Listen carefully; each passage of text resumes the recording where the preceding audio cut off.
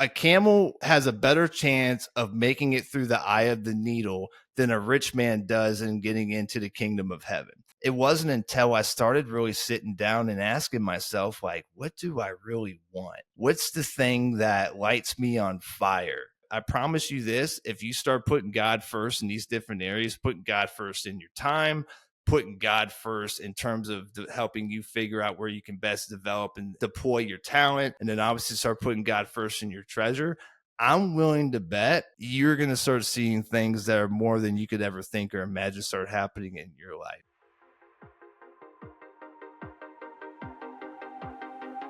Welcome to another episode of Kingdom First Podcast, God's Blueprint for Your Best Life. I'm your host, Jonathan Lautermilch, and if this is your first time tuning in, I just want you to kick back, relax, enjoy the show.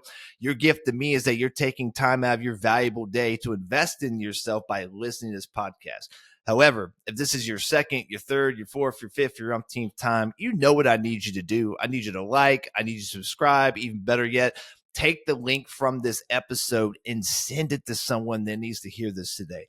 Once again, of course, it helps the podcast, but most importantly, it helps the mission that I'm on, which is one, to expand the kingdom of God, and number two, to help people identify their unique blueprint that God has already preordained for them so they can start living their best life yet. So once again, would heavily appreciate if you'd be willing to do that, and I hope you enjoyed the show. Now, as we get started on this week's episode, to be transparent, I was actually struggling. I'm like, man, what I really want to talk about this week. So, I've decided that, I'm going to share something that I've been personally working on very intentionally for the past 6 months, that, to be quite frank with you, has been a challenge for me. Right. And, that biblical principle that we're going to be, diving deeper into this week is going to be the biblical principle based on stewardship. This whole idea that, everything we have is not truly ours. It's God has gifted us, right, with these things to have and to own and to be able to really be a great steward of, which,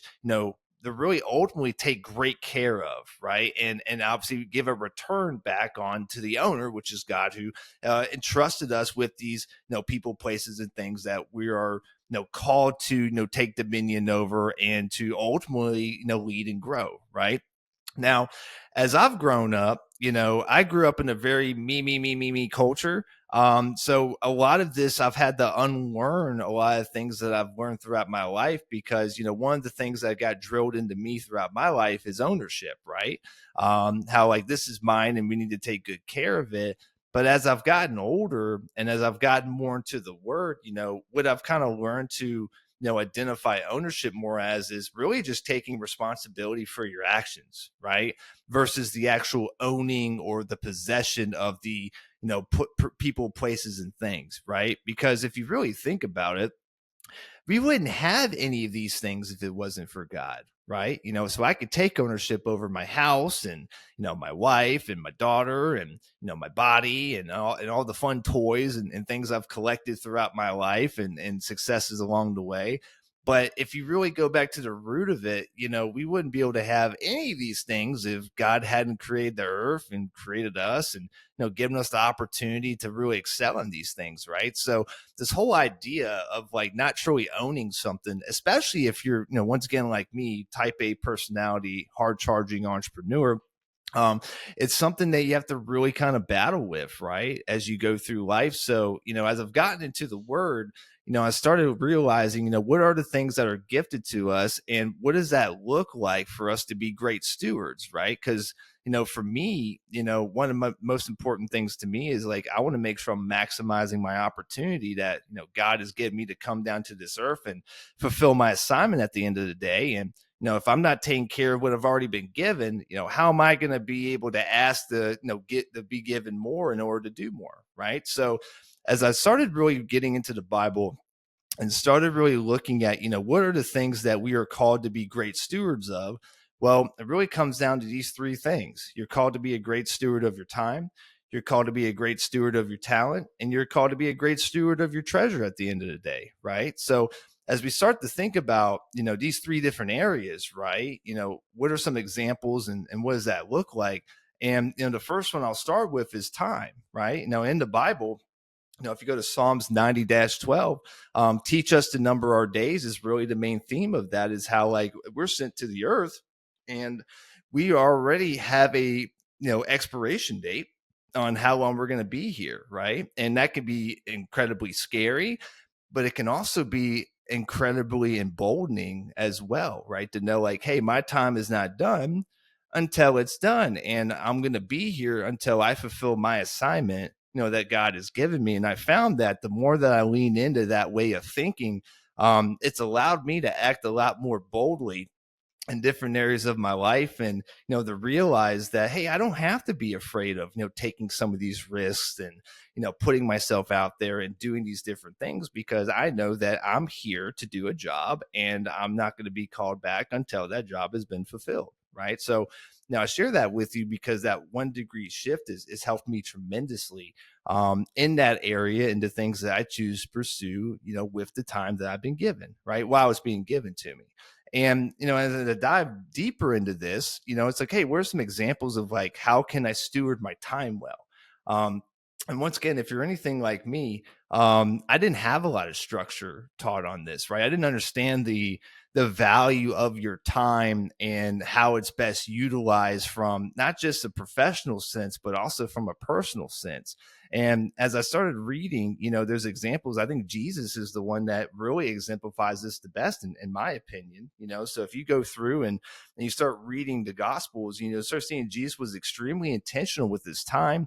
He often withdrew to pray. If you start reading through Luke, he prioritized people. If you start reading through John, and he stayed focused on his mission if you start reading through Luke. So as I started really thinking about those three things, how you use your time looks differently based on, who you're focused on, right? There's going to be a time where you need to withdraw, that you need to recharge yourself.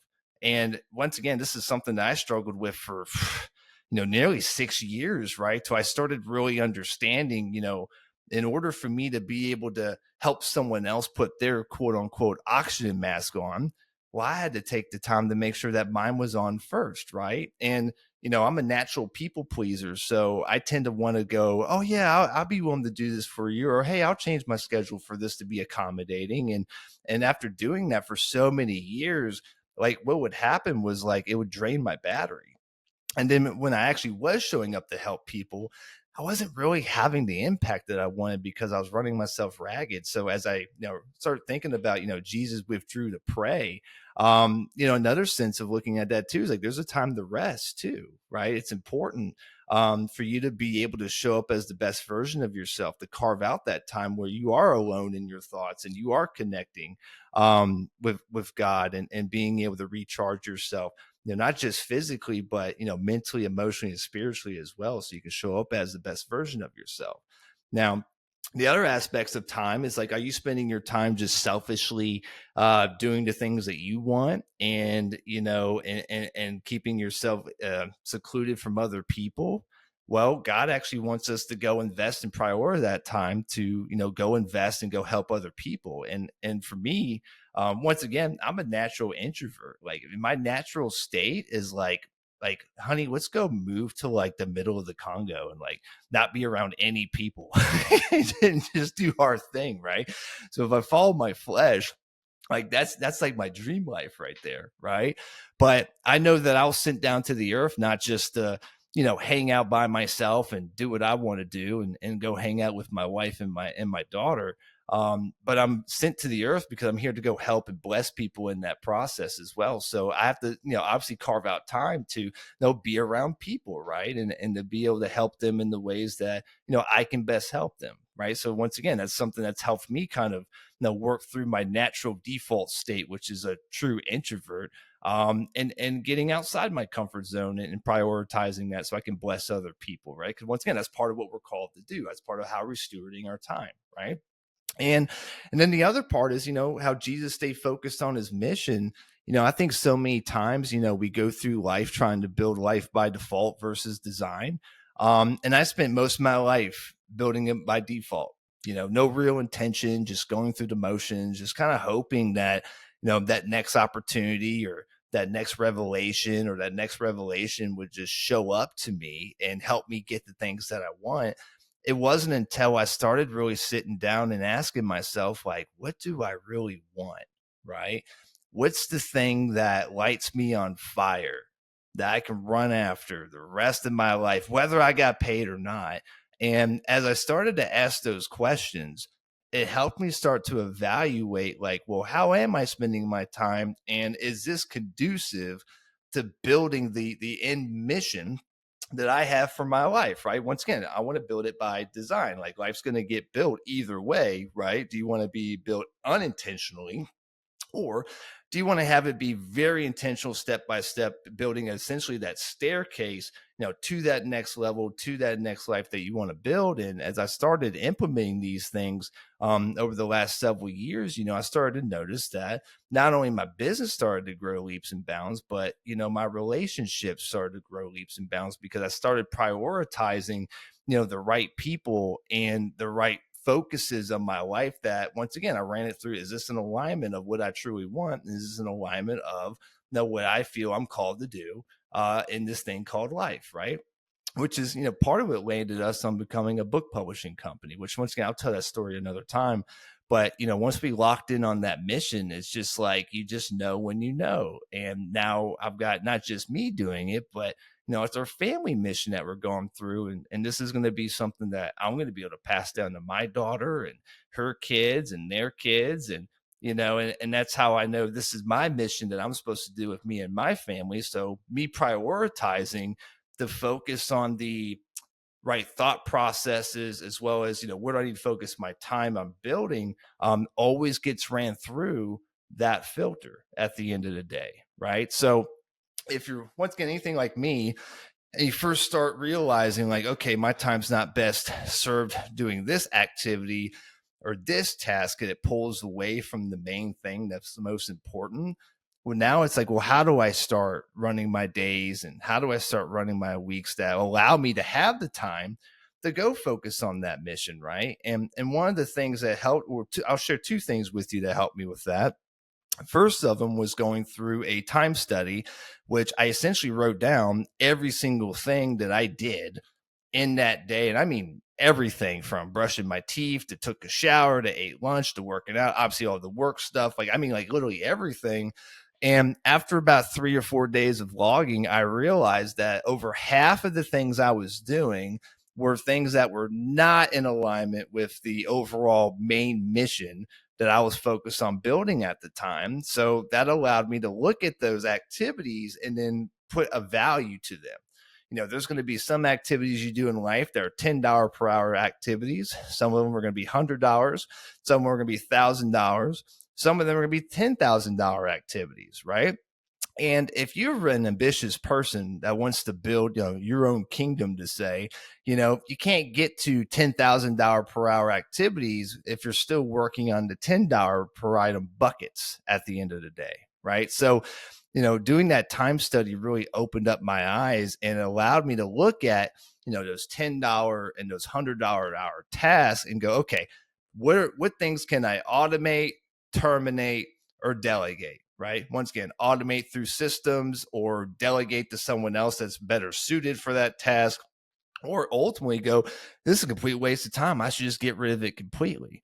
Right. And as I've kind of understood that mindset, it's allowed me to structure my life in such a way to where, I only spend my time on the task and the activities that have the highest impact, not just in my business, but in my personal life as well. And then building those systems and building those people around that can help take care of the lower level tasks, so I can stay focused on the mission at the end of the day. The second thing I'll share with you, that is time blocking.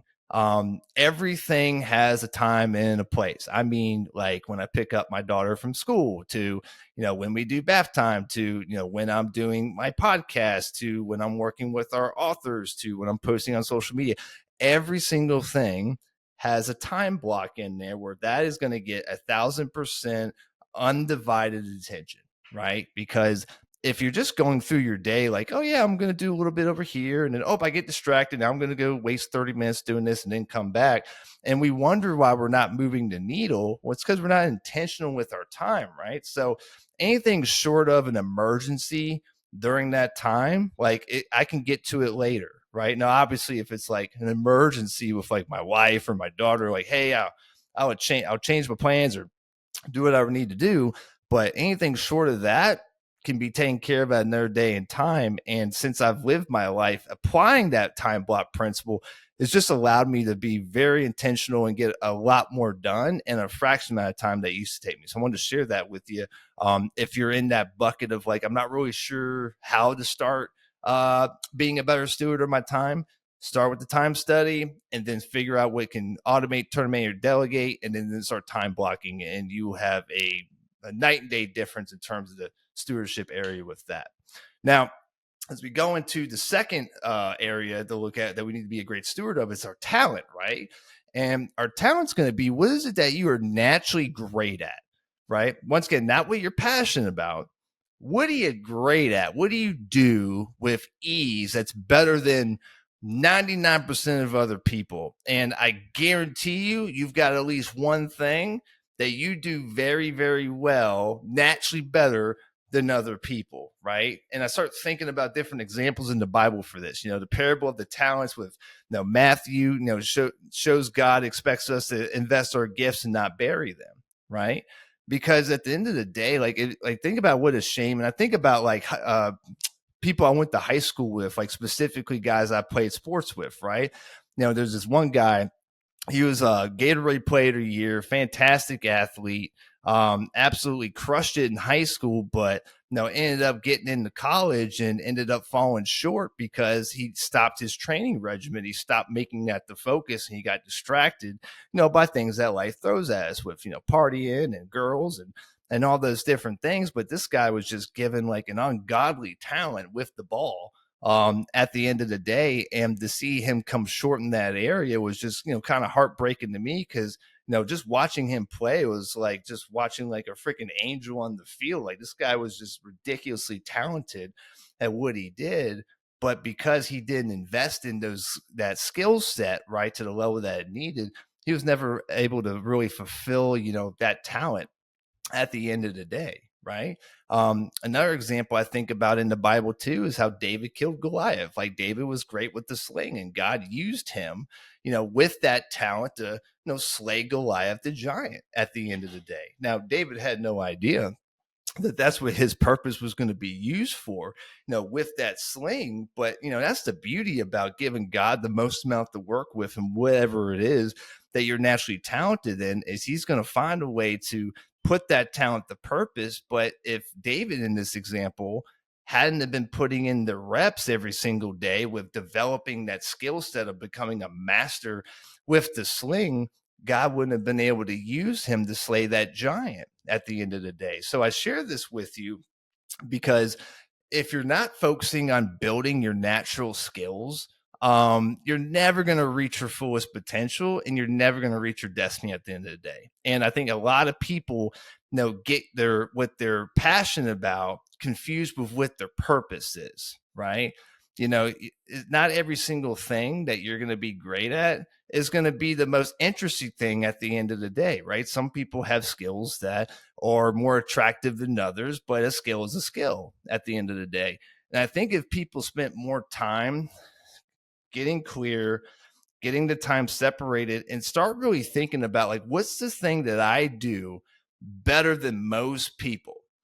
And once you figure out what is that skill, go all in and invest in yourself on building that skill set so that you can give God the most amount to work with, so he can magnify that and raise you up to the next levels at the end of the day. And there's tons of ways to do this. You can invest in yourself with getting a mentor, a coach. There's masterminds.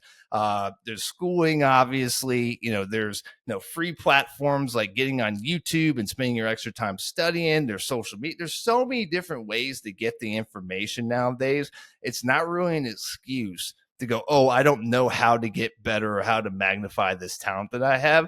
Now, I can't tell you how many years I spent just going through the free resources, figuring out where I could get better at, what God has called me to do, until I started earning enough income to hire the mentors and the guys that were at the level that I wanted, that I knew were going to be able to help develop, that skill set within me so I could go to the next level. So, start on the level that you're on with it. But I think the first step is figuring out, like, what is it that I do better, better than most people? And then how can I start investing and developing that skill so that I can give God the most amount to work with? So possibly he could use you like he used David in this example, so you can slay the Goliaths that you have in your life and most likely other people's lives at the end of the day, right? Now, these first two I grasped on quicker than the third one. The third one has been the most challenging one for me. And I feel like it's challenging for most people. And, that's stewardship of your treasure. Now, where is your treasure at the end of the day? In other words, your finances, right? So the example I think about, from the Bible is, the widow who gave 2 coins gave more than all the rich, as stated in Mark 12:41 through 44, because she gave from her heart, right? So we have this conception that some people believe money is evil. Some people believe money is good. The truth is, money's just a tool at the end of the day.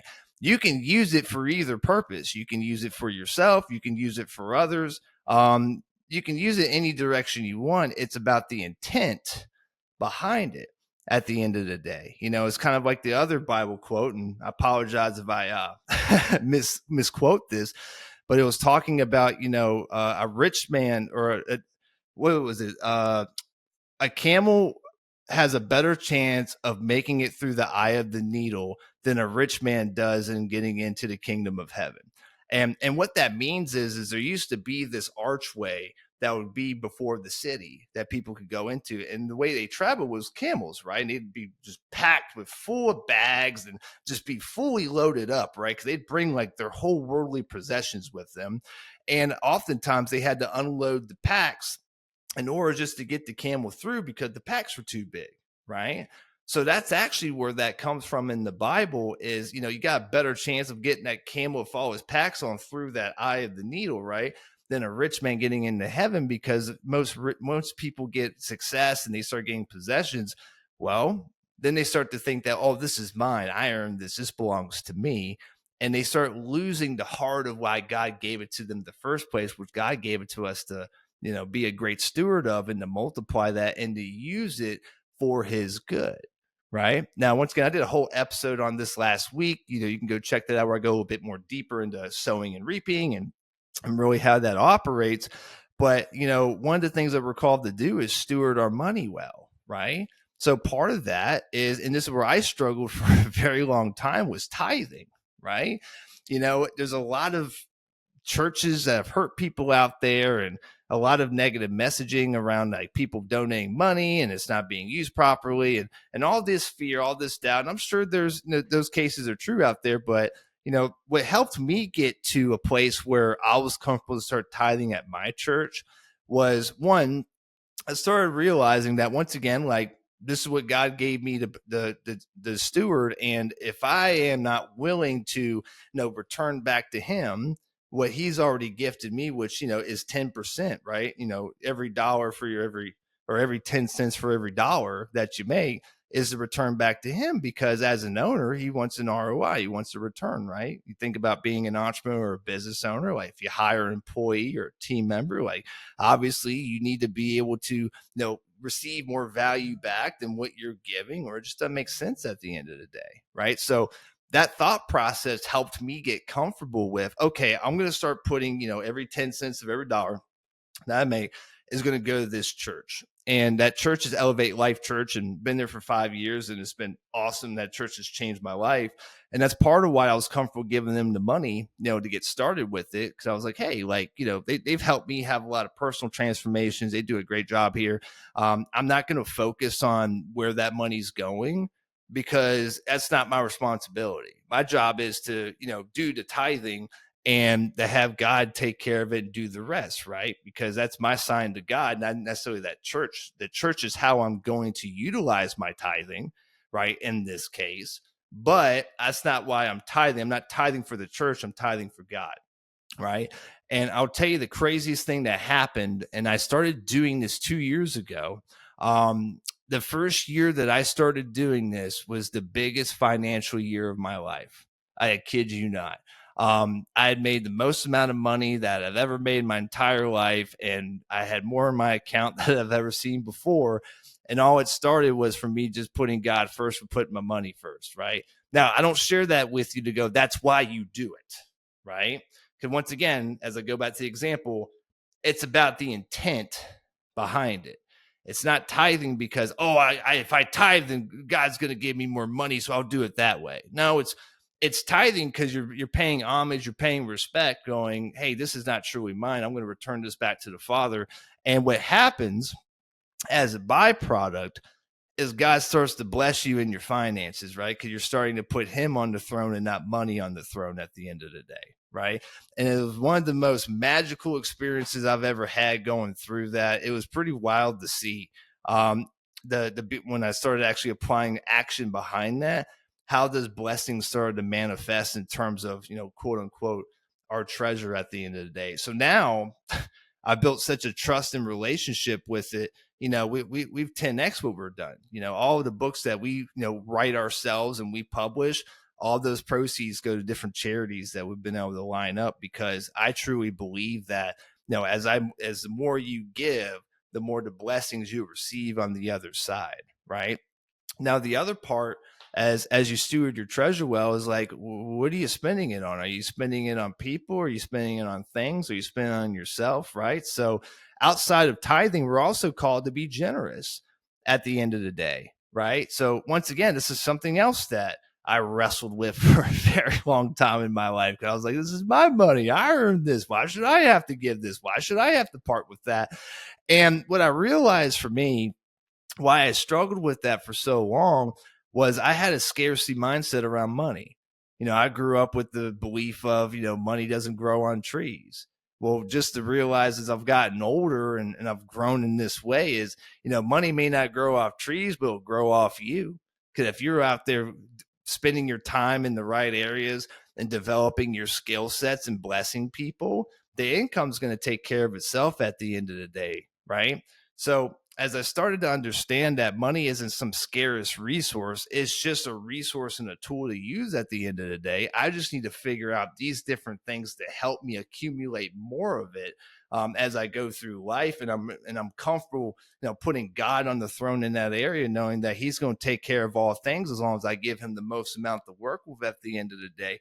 That's what's built my comfort level to such a level where I'm willing to back that up with action. I'm willing to put, every 10 cents of every dollar that we go out there, because I know what's going to be returned on the back end for that is going to be more than I think or can imagine with that. Right now, that's taken me a couple years to grow in that relationship. Right. So as you're listening to this, maybe you're struggling in that area. Maybe you're still like, I don't know, Jonathan, I'm not comfortable doing that. I challenge you to start small. Start small somewhere, right? So when I first started, like, this was me donating like $50 a week to the church, right? And then since then, we've ramped it up tremendously since then. But doing that in the beginning was like, hey, let me just put something out there just to kind of see, right? Because I was very skeptical when I first started with this. But I knew that something had to change. I was sick and tired of being sick and tired. And I didn't want to live in a scarcity mindset anymore.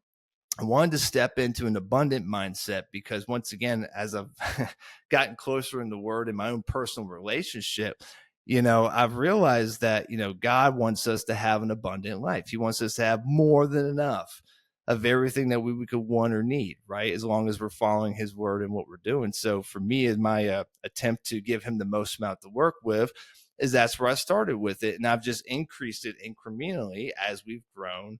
And what we're doing over here. So I just want to challenge you, to start where you can start with it. But I promise you this, if you start putting God first in these different areas, putting God first in your time, putting God first in terms of helping you figure out where you can best develop and deploy your talent, and then obviously start putting God first in your treasure, I'm willing to bet you're going to start seeing things that are more than you could ever think or imagine start happening in your life. So, but once again, what are your thoughts about this episode? Do you struggle with time?